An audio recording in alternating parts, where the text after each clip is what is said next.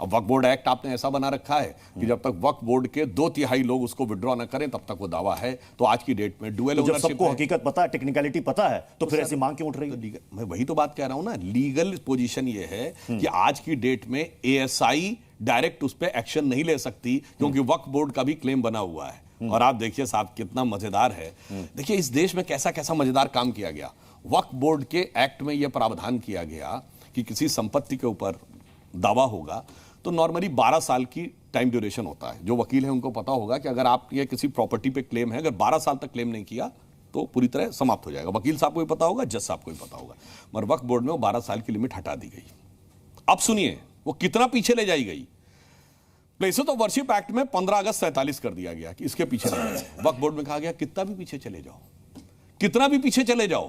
और आपको पता है वो तो तमिलनाडु का फेमस तिरुचिरापल्ली मंदिर, फिर तो और अच्छी बात हो गई, एडवांस पोजीशन और मजबूत हो जाएगा। मैं और मजबूत कर रहा हूं। आप भावनाओं पे नियंत्रण रखिए महोदय। अभी तक आप टेक्निकल फैक्ट नहीं कोट कर पाए, आप मजेदार बात कहना चाह रहा हूं। तो देखिए क्या होता है, तिरुचिरापल्ली का जो मंदिर जहां 1500 साल पुराना गांव है उसे वक्फ बोर्ड ने क्लेम कर दिया। अब मैं सिंपल सी बात जो आपके लाखों दर्शक देख रहे हैं उनसे कहना चाहता हूं, प्लेसेस ऑफ वर्शिप एक्ट ये कहता है कि 15 अगस्त 47 के बाद स्टेटस नहीं चेंज हो सकता, तो उस मंदिर का स्टेटस नहीं चेंज हो सकता ना, तो वक्फ बोर्ड को दावा खारिज कर देना। नहीं सर, ये औरंगजेब की कब्र को लेकर विवाद हुआ, उसका हश्र क्या हुआ देश ने देख लिया। नागपुर में दंगा हो गया। नागपुर वो जगह जो संघ का मुख्यालय है। आपको नहीं लगता कि अगर विवाद आगे बढ़ता रहा तो हो सकता है ऐसे नागपुर देश के अलग अलग जगहों पर भी हो बिल्कुल, जाए? जब से आजादी के बाद जो मानसिकता पनपा के रखी गई उसका ही यह दुष्परिणाम है। अन्यथा मैं सिर्फ सिंपल सी बात कहना चाहता हूं, केवल 80 साल पहले जो जर्मनी में हुआ, आज कोई जर्मन नहीं कहता कि Adolf Hitler, Hermann Goering, Rudolf Hess, Adolf Eichmann मेरा आइकन है। तो 500 साल पुराने वालों के लिए दंगा क्यों हो रहा भाई?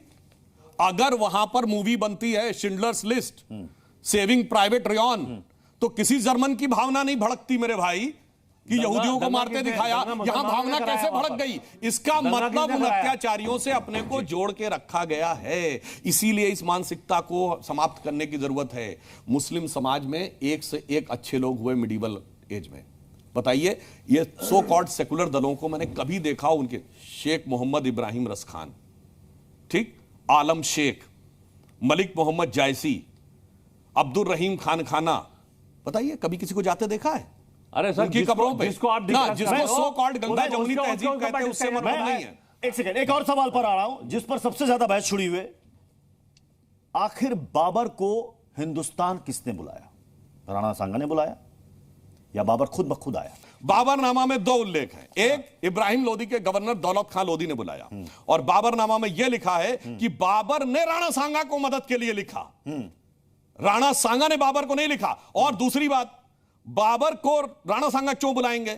बैटल ऑफ खतौली में उन्होंने इब्राहिम लोदी को हराकर उसको बंदी बना लिया था, फिर उसके बाद वो हरजाना दे के छूटा, और गुजरात और मालवा दोनों के सुल्तान की कंबाइंड फौज को हराया था। क्या बात करने लगते भाई, जिसको हरा के बंदी बना चुके उसको बुलाने के लिए आएंगे। और मैं एक और बात कहना चाहता हूं, ये सब क्यों बोला जाता है, कारण क्या है? जैसे आपने इंग्लैंड में ब्रिटिश हिस्ट्री, यूरोपियन हिस्ट्री में जो बहुत वॉरियर था उसका नाम नेल्सन सुना होगा। नेल्सन वर्ड कई बार 111 के लिए भी होता है, 111 के लिए। क्यों? उसका एक पैर कट गया था, एक हाथ कटा था, एक आंख टूटी थी, फिर भी लड़ते थे। राणा सांगा के साथ यही था। और राणा सांगा के विषय में लिखा गया है, ये लोग कुछ भी कहें, तरुके पत्ते पत्ते पर अंकित राणा की अमर कहानी है, मिटी नहीं पर्वत पथ से चेतक की चरण निशानी है। सांगा के 80 घाव लगे, मरहम पट्टी थी आंखों पर, फिर भी उसकी 80 बिजली सी फिर गई छपा छप लाखों पर। अब भी करुणा की करुण कथा हम सबको याद जवानी है। राणा तू इसकी रक्षा कर, ये सिंहासन अभिमानी है।